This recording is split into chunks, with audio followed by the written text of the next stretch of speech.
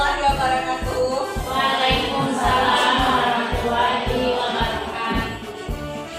Puji syukur marilah kita ucapkan atas kehadiran Allah Subhanahu wa taala, karena berkat rahmat beliau kita sudah diberikan kesempatan untuk berkumpul di dalam ruangan ini. Salawat dan salam tentunya tidak lupa pula kita kirimkan buat pimpinan kita, yakni Nabi Muhammad Sallallahu Alaihi Wasallam. Allahumma shalli ala Muhammad wa ala ali Muhammad. Ibu-ibu terima kasih, Bapak terima kasih sudah meluangkan waktunya untuk berkumpul di dalam kelas 5 ini dalam rangka sosialisasi modul 1 itu yang akan dilakukan sebagai CJP angkatan 4. Sebelumnya Bapak Ibu boleh berdiri dulu. Kita apresiasi dulu untuk diri kita masing-masing. Bapak Ibu sebelumnya sudah pernah melakukan apresiasi untuk diri Bapak Ibu. Kalau di depan ini tentu sangat jelas sekali ya, bisa kita baca bersama. Tapi Bapak Ibu lakukannya, bisa dibantu tolong tangannya ditaruh di dada, tangannya ditaruh di dada, dan matanya ditutup. Terima kasih untuk perjuangan sejauh ini. Terima kasih. Tetap semangat karena saya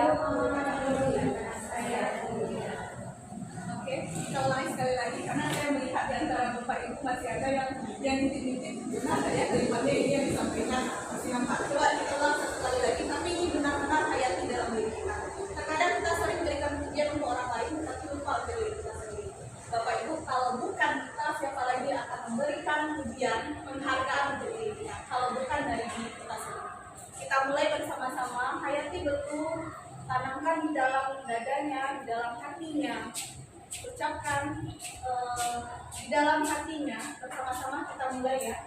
Untuk diriku, terima kasih untuk perjuangan sejauh ini. Terima kasih untuk perjuangan sejauh ini. Tetap semangat, karena saya guru hebat. Karena saya guru hebat. Luar biasa, boleh buka matanya Bapak Ibu. Tepuk tangan dulu kita semua. Luar biasa, boleh duduk lagi. Terima kasih Bapak Ibu. Itu tadi kita sudah melakukan apresiasi untuk diri kita. Sebentar lagi saya mengikuti kegiatan guru penggerak Bapak Ibu. Ada di modul 1. Yang pertama itu hal positif dari pemilihan Ki Hajar Dewantara. Bapak Ibu kalau mendengar kata Ki Hajar Dewantara terbayang apa? Pahlawan pendidikan, luar biasa. Terima kasih. Apalagi pahlawan pendidikan, kemudian apa lagi Bapak Ibu? Kalau mendengar kata Ki Hajar Dewantara selain beliau pahlawan pendidikan, pendiri Taman Siswa, luar biasa Ibu ya. Apalagi? Pemikiran. Kalau kita lihat hasil positif dari pemikiran Ki Hajar Dewantara, di sini saya berusaha dari pemikiran Ki Hajar Dewantara ini memahami bahwa setiap anak itu memiliki kodratnya masing-masing. Bapak Ibu pernah nggak mengajar 2 orang anak kembar dalam satu kelas? Pernah Ibu? Pernah. Sama nggak Bu? Kira-kira berbeda. Bahkan dari wajah pun juga ada beda. Wajahnya berbeda ya, apalagi karena Wajahnya. Wajah biasanya saya meniru yang hebat itu wajahnya mirip. Tapi yang pernah juga saya tahun 2 tahun silam itu dengan wajah pun jauh berbeda. wajahnya jauh berbeda. Kalau karakternya gimana? Jauh juga berbeda. Sifatnya juga Jauh berbeda. Luar biasa itu boleh Bapak kita tepuk tangan dulu. Karakternya juga berbeda. Jadi apa artinya di sini? Kita harus memahami bahwa setiap anak memiliki kodratnya masing-masing. Jadi anak itu tidak ada yang sama Bapak Ibu. Setiap anak itu memiliki kodratnya, artinya setiap anak itu unik. Anak itu berbeda dan unik. Itu yang perlu kita pahami. Anak yang terlahir kembar saja Bapak Ibu itu belum tentu memiliki sifat yang sama. Pasti ada perbedaan. Apalagi kalau anak yang kita ajar itu dari keluarga yang berbeda, sudah otomatis lingkungannya juga berbeda, tentu dia memiliki keunikannya masing-masing. Jadi dari pemikiran Ki Hajar Dewantara ini, kita harus memahami sebagai pendidik bahwa setiap anak ini kodratnya berbeda. Tidak ada yang keduanya Bapak Ibu. Pendidikan adalah tempat persemayan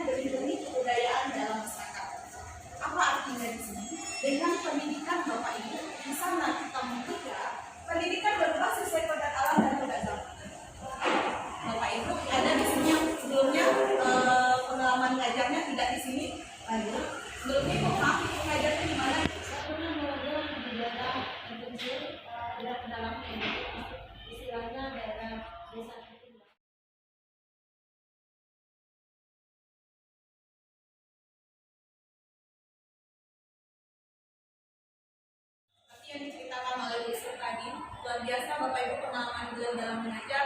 Ternyata kita mengajar di daerah yang di pinggir sama di kota itu berbeda.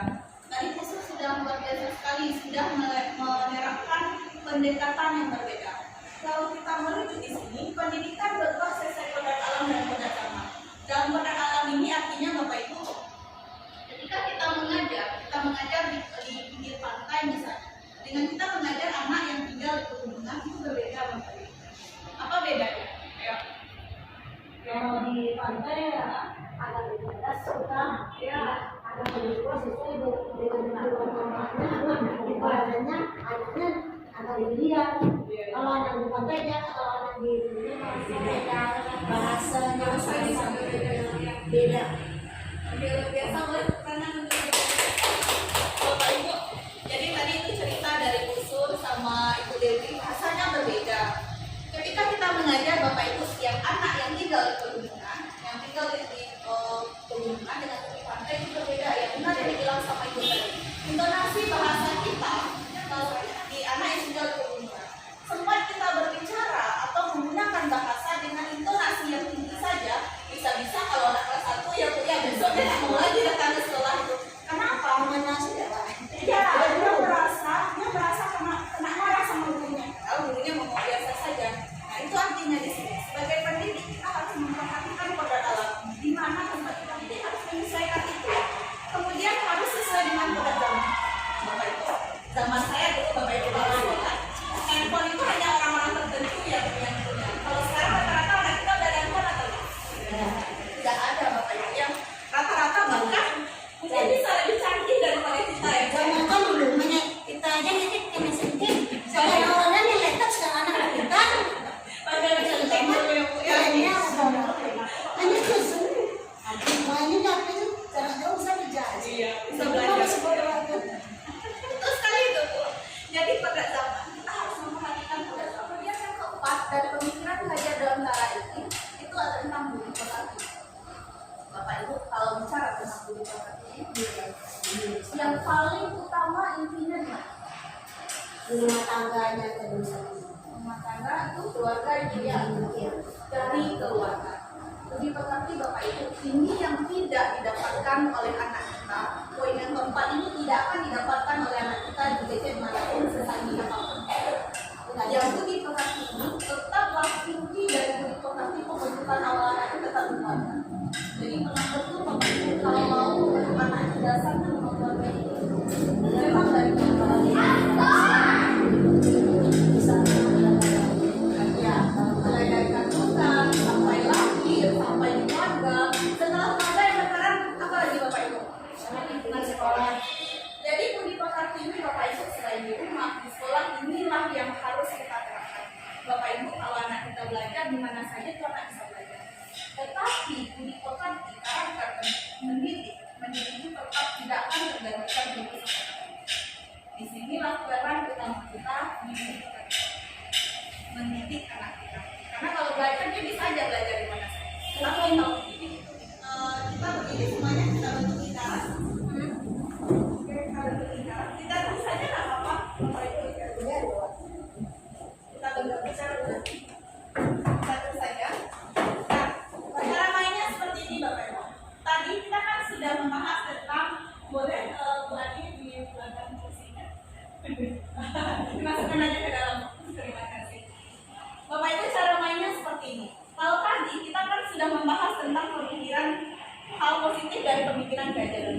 Saya yakin di pribadi kita masing-masing pasti ada hal positif yang ada di diri kita. Sekarang saya nanti akan minta satu-satu berderet sebutkan hal positif yang ada di diri kita. Contoh misalnya inovatif. Bapak Ibu yang bilang inovatif silakan berdiri maju selama ke depan. Yang merasa dirinya memiliki hal positif itu, merasa dirinya juga inovatif, silakan juga ikut melangkah. Paham Bapak Ibu? Paham? Paham? Paham. Coba ditambah sederhana dulu boleh kan? Kita coba. Kita coba.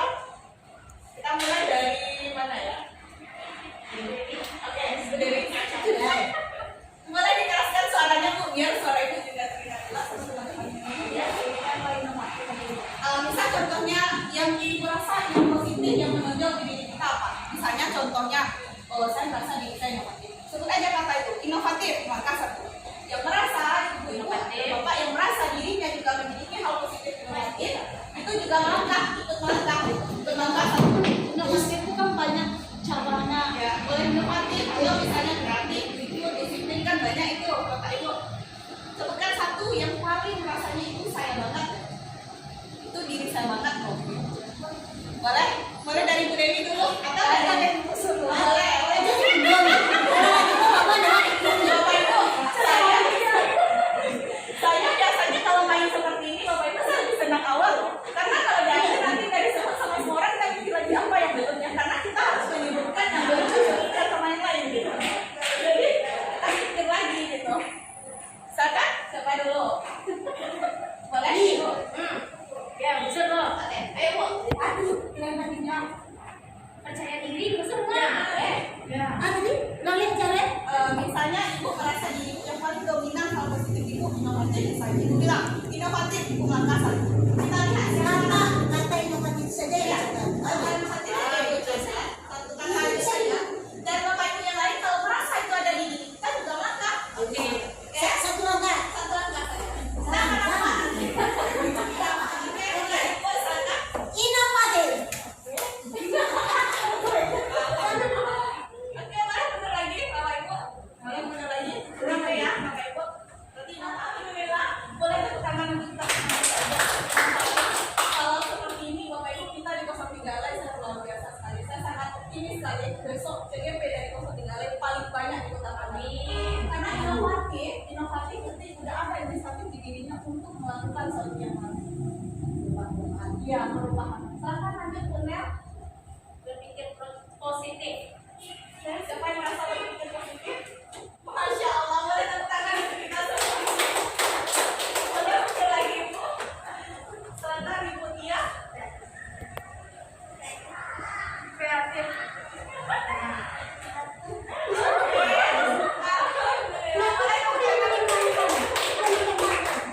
Bapak Ibu, ada satu yang saya lupa tadi. Ketika kita mengucapkan, kita ada di kiri kanan, tapi kita di diri kita. Otomatis saja. Ya, kalau saya ada itu di saya melangkah saja dengan janji. Jangan dengan karena orang melangkah semua langkah. Karena main kita dengan kayak gitu gitu. Oke, terima kasih Bu Tia, lanjut Oke, disiplin.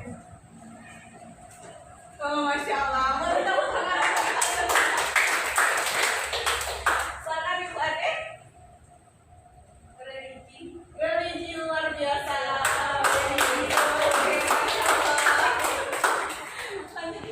Jujur. Siapa yang bisa jujur? Alhamdulillah semua yang baik. Alhamdulillah. Ibu Pindah. Sering upgrade diri sendiri. Upgrade diri sendiri, perbaiki diri sendiri. Oh iya. Oh, Masya Allah. Boleh tepuk tangan. Apa yang dia Terima kasih. Suka berbagi. Oke, terima kasih Bapak Ibu, boleh duduk lagi. Tapi ya, hal positif dari diri kita dan mudah-mudahan itu tetap kita tindakan, kita evaluasi, tetap kita perbaiki, tetap kita tingkatkan dan kita praktekkan. Tadi itu adalah hal positif dari diri kita yang Bapak Ibu sebut sebenarnya itu sudah terdampar dalam nilai-nilai budaya. Pertama mandiri. Mandiri. Kira-kira kita semua sudah mandiri Bapak Ibu? Sudah pasti dalam mandiri nggak dulu kita nggak dulu ya Bu ya. Kita bisa buat RPP sendiri Bapak Ibu. Bisa. Nah, kita bisa menyiapkan kegiatan pembelajaran agar menarik untuk anak kita Bapak Ibu. Bisa. Berarti kita sudah mencerminkan nilai penggerak yang pertama yaitu mandiri. Kita lanjut yang keduanya refleksi. Tadi Ibu kita sudah bilang upgrade diri sendiri. Lakukan perbaiki tingkatan. Di kegiatan upgrade diri kita itu sebenarnya ada masih nilai penggerak yang kedua. Kedua atau ketiga Bapak Ibu? Kedua atau ketiga? Bapak Ibu ya. Yang kedua refleksi. Artinya kita mampu mengevaluasi diri kita. Setelah kita lakukan hari ini pembelajaran, kira-kira apa ya yang kurang dari kita? Kira-kira apa ya yang perlu kita tingkatkan untuk anak didik kita di kelas? Kita lanjut yang ketiganya Bapak Ibu kolaborasi. sama yang dibilang oleh Busuk tadi. Jadi nilai itu sebenarnya sudah ada di dalam diri kita Bapak Ibu, sudah kita lakukan, tapi perlu mungkin kita tingkatkan. Dengan adanya kolaboratif ini Bapak Ibu, dengan adanya kita bekerja sama, ini akan saling menguatkan kita sendiri. Kita lanjut berikutnya inovatif. Tadi juga ada inovatif. Siapa tadi Bapak Ibu inovatif? Kerjasama. Dibalik tadi Bu ya, Masya Allah Bu Dewi. Jadi Bu Dewi tadi yang kolaboratif ya, kerjasama ya. Busur yang inovatif tadi. Tapi rata-rata semuanya tadi ikut ke Bapak Ibu ya. Berarti ada nilai itu di dalam diri kita. Inovatif, berusaha mengeluarkan ide-ide baru. Kira-kira apa ya? Kalau di sekolah ini, kira-kira apa yang bisa saya lakukan hal yang baru yang belum mungkin teman-teman kita. Kita ciptakan dan kita ajak. Siapa yang mau, ayo ikut bersama. Tapi kalau enggak juga nggak apa-apa, jangan dipaksa Bapak Ibu. Misalnya Bapak Ibu mau membuat contohnya kayak saya ada security kelas. Saya terapkan anak sholat duha, kemudian kita sosialisasikan. Kita ajak teman kita, kalau misalnya teman kita tidak bisa ini kan banyak kemungkinan Bapak Ibu. Belum tentu tidak mau. Bisa jadi karena kebutuhan, karena tuntutan yang lain yang kita mungkin tidak tahu gitu kan. Setiap orang ini kan ada tuntutannya masing-masing yang kita pribadi kan tidak tahu semuanya. Oh teman kita ternyata kesibukannya ini. Oh ternyata di rumah ada kegiatan ini. Oh ternyata di sekolah ada pula kegiatan yang lain. Kan kita tidak tahu. Jadi kita mengajak itu harus berpikir positif terhadap semua teman kita. Kalau ada yang mau diajak ya alhamdulillah, ayo sama-sama kita lakukan. Kalau enggak pun juga nggak masalah. Bisa jadi ada hal positif yang lain yang sedang diusahakan disampaikan oleh kita. Lanjut. Berikutnya berpihak pada murid. Berpihak pada murid ini kira-kira seperti apa ini Bapak? Gimana yang bisa bercerita apa contoh yang Bapak Ibu lakukan ketika mengajar yang sudah mencerminkan bahwa oh ini saya sudah rasanya melakukan kegiatan yang berpihak kepada murid. Ini ada contoh di sini Bapak Ibu. Ada anak yang sudah kelas 5 tapi masih lambat dalam membaca. Hal yang saya lakukan adalah memahami dulu bahwa setiap anak berbeda dan unik. Yang kata Rudian tadi ya Bapak Ibu ya, dari awal tadi pemikiran kejadian antara bahwa anak itu berbeda, memiliki kodratnya masing-masing. Unik, kemudian saya tidak menyalahkan anak tersebut, melainkan mencari tahu faktor apa yang menyebabkan anak ini berbeda dengan teman-temannya dalam membaca dan memberikan solusi guna meningkatkan pemahaman si anak ini dalam membaca. Itu salah satu contoh kasus yang terjadi di kelas 5 yang saya alami pribadi dan yang saya alami. Kita lihat berikutnya Bapak Ibu, ini budaya positif. Di dalam kegiatan budaya positif Bapak Ibu, ini ada kegiatan yang sudah saya lakukan itu membentuk keyakinan kelas. Nah ini adalah hasil dari keyakinan kelas budaya positif yang kami buat dalam bentuk keyakinan kelas 5B bersama siswa-siswa saya. Di mana budaya keyakinan kelas ini Bapak Ibu merupakan suatu keyakinan ini akan lebih memotivasi seorang anak dari dalam. Artinya kalau sama ini kita mengenal di sekolah itu ada aturan dan Bapak Ibu ada aturan apa contohnya datang harus dari buku, kemudian berpakaian seragam sekolah dengan lengkap, kemudian apa lagi Bapak Ibu menghormati dan menghargai guru, luar biasa Bu. Dan apa lagi Bapak Ibu?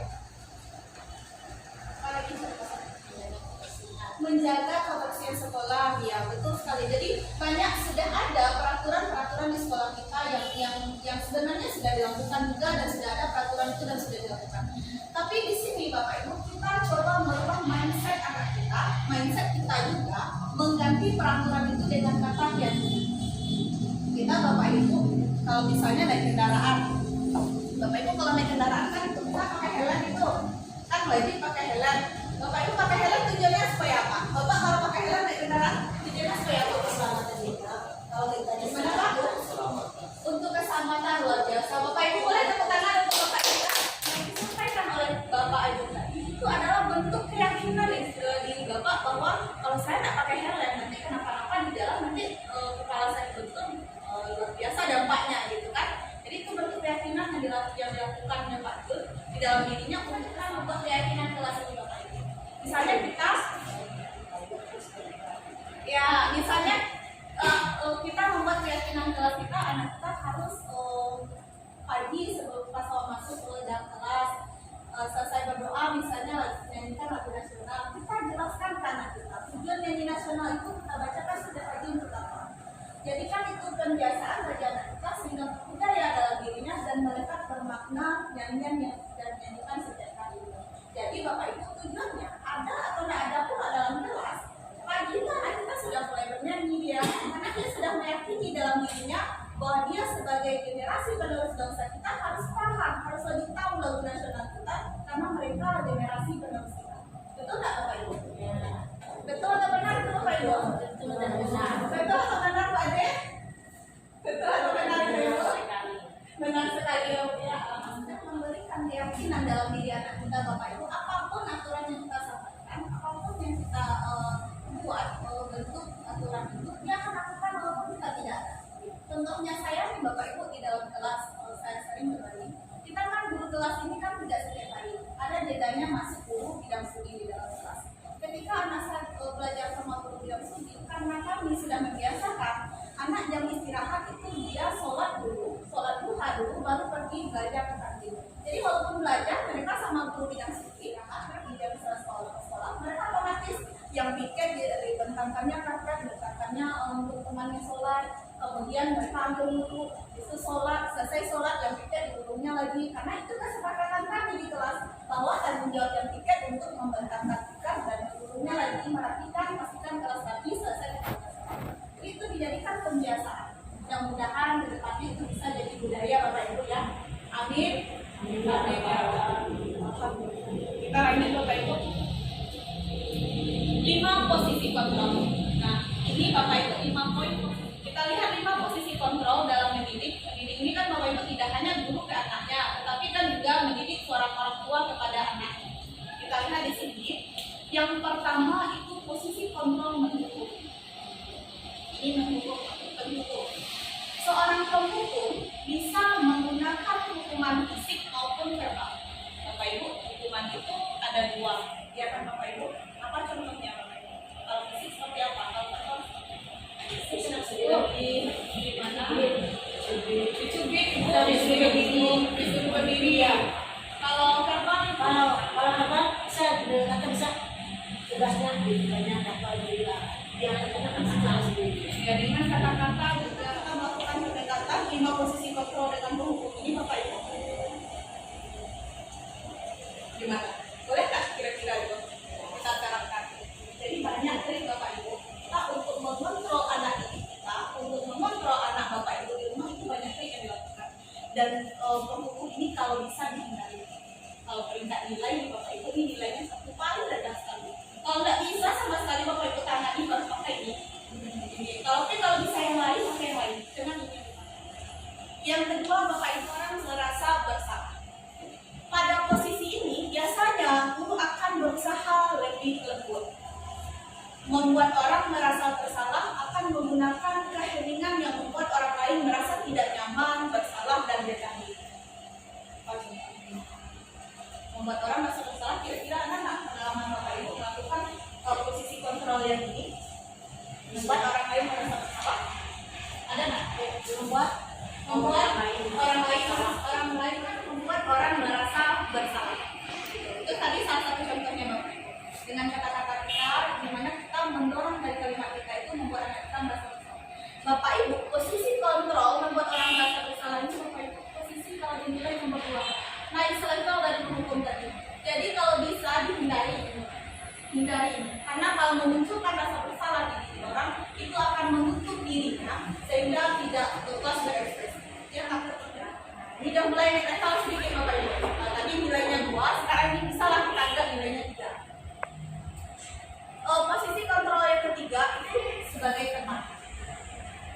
Sebagai teman di sini, guru pada posisi ini tidak akan menyakiti murid, namun akan tetap berupaya mengontrol murid melalui persuasi. Posisi teman pada guru bisa negatif ataupun positif Bapak Ibu. Jadi posisi teman ini tentu Bapak Ibu paham betul ya, ini karakter anak didik saya, ini bisa nih saya jadikan posisi teman untuk mengontrol dia.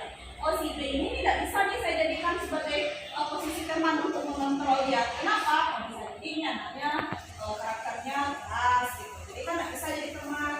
Nanti bisa kita ada kegiatannya sebaya aja sama dia. Jadi tergantung dari kita. Makanya dia di posisi ketiga, di posisi tengah teman ini, karena bisa kita lakukan ke anak A, tapi belum tentu bisa kita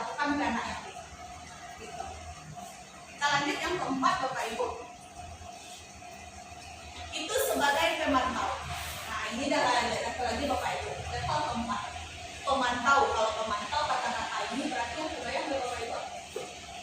Sudah ada nggak muncul di sana rasa percaya kita? Tidak ya, karena kalau pemantau kita sudah memberikan jarak dengan anak kita mengamatinya dari jauh, di sana kita mengontrol.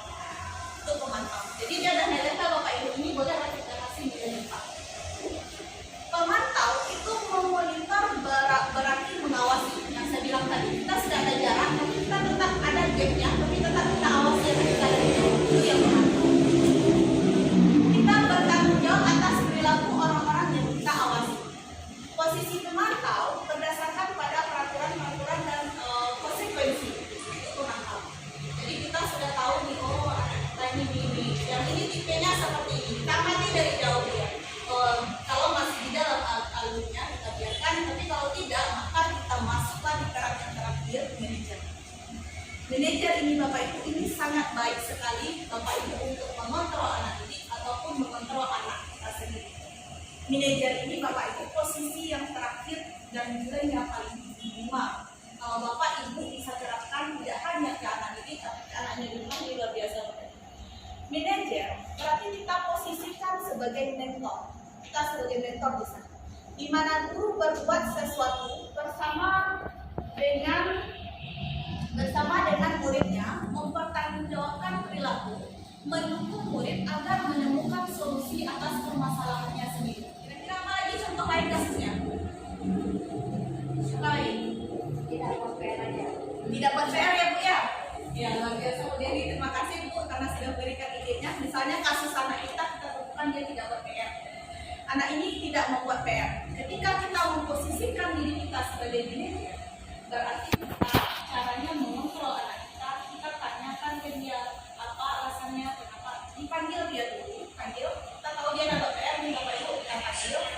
Kemudian kita tanyakan ke anak kita ini, anak ibu tahu nggak kenapa ibu panggil? Jadi kita datangkan, kita manajer itu kan mengontrol saja, mengarahkan saja. Anak ibu tahu kenapa ibu panggil? Tujuannya apa Bapak Ibu? Supaya kesalahan yang dilakukan disadari oleh dirinya sendiri. Nah, kita tanya, tahu nggak kenapa ibu panggil? Biasanya dia anak tahu Bu, karena nggak buat PR Bu. Kira-kira kalau nggak buat PR ini sikapnya udah benar atau berbeda? Kita kembalikan saja ke dia, kita posisinya hanya mengontrol. Salah Bu. Nah, kalau salah, kira-kira harusnya seperti apa? Kita kembalikan lagi ke dia. Buat PR Bu, kalau disuruh kan biasanya gitu. Buat PR, ya. Kalau gitu kedepannya ibu harus bagaimana? Ya Bu, kalau kedepannya saya jadi PR. Berarti kita posisinya hanya sebagai manajer mengarahkan, kita memimpin anak kita menemukan kesalahannya sendiri, kemudian kita arahkan tetap Bapak Ibu, jangan dia udah tahu nih kesalahannya dapat PR, kita lepas tidak seperti Bapak Ibu ya, tetap kita arahkan contohnya, kira-kira kalau Bapak Ibu sudah tahu kesalahannya ini, kedepannya maunya bagaimana? Kita kembalikan ke dia, ya Bu, jadi mau buat PR, jadi nak ya, kalau seandainya dilanggar lagi, maunya konsekuensinya apa? Jadi kita kembalikan ke dia. Ya Bu, kalau saya dapat PR nanti Bu kasih dari saya soal tambahan misalnya, kan itu dari dia, jadi tidak datang dari kita. Gitu. Kalau manajer itu gitu, kita mengontrol tapi datang dari anak didik kita semua. Kita hanya mengarahkan mendidik saja. Itu posisi manajer. Nah, ini Bapak Ibu adalah kegiatan dokumentasi kami. Saya bersama siswa saya ini melakukan keyakinan kelas, kesepakatan kelas yang kami buat. Nah, ini bagaimana kami membuat kesepakatan kelas ini Bapak Ibu dengan permainan bersama mereka, lakukan dengan permainan. Jadi mereka tidak merasa lagi membuat aturan untuk dirinya untuk mengikatnya, tetapi lagi sedang bermain yang sebenarnya ide-idenya mereka itu akan tetap mengikat diri mereka untuk membentuk tentunya menjadi karakter yang lebih baik dengan keyakinan kelas.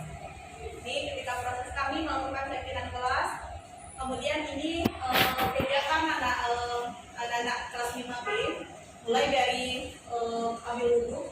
Ketika ambil wudhu Bapak Ibu saya hanya dokumentasikan yang cowok saja, karena saya berprinsip yang perempuan ambil wudhu itu karena aurat, jadi tidak akan saya dokumentasikan.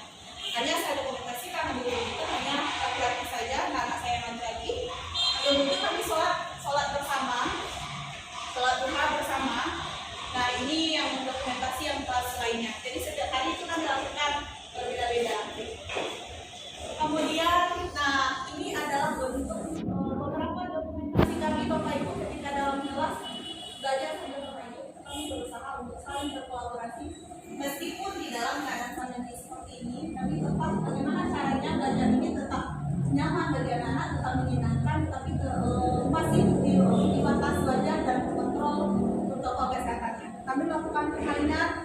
anak berdekatan seperti ini Bapak Ibu, tapi tetap pakai masker. Tetap mematuhi protokol yang ada. Ini saking aslinya Bapak Ibu, mereka tidak terasa berlingkaran di depan gitu. Karena saudara sedang belajar, tetapi konsepnya di sana berbeda. Mereka sedang main botol Bapak Ibu, tapi tidak saya contohkan benar, biar sebentar ya. Ini botol Bapak Ibu, tapi botol mikro, airnya tidak kena. Nah, yang botolnya bisa berdiri. Nanti boleh tunjuk satu teman yang menjelaskan materi yang sedang kami bahas. Jadi ketika belajar itu mereka serius belajar supaya nanti kalau dia ditanya dia sudah siap menjawab. Jadi itu salah satu triknya saja Bapak Ibu. Terima kasih Bapak Ibu, mungkin ini yang bisa saya sampaikan pada pertemuan kita pada seri kita pada hari ini. Ada yang bertanya boleh Bapak Ibu? Ada yang bertanya? Alhamdulillah. Iya boleh. Ada yang bertanya Bapak Ibu? Tidak? Pas?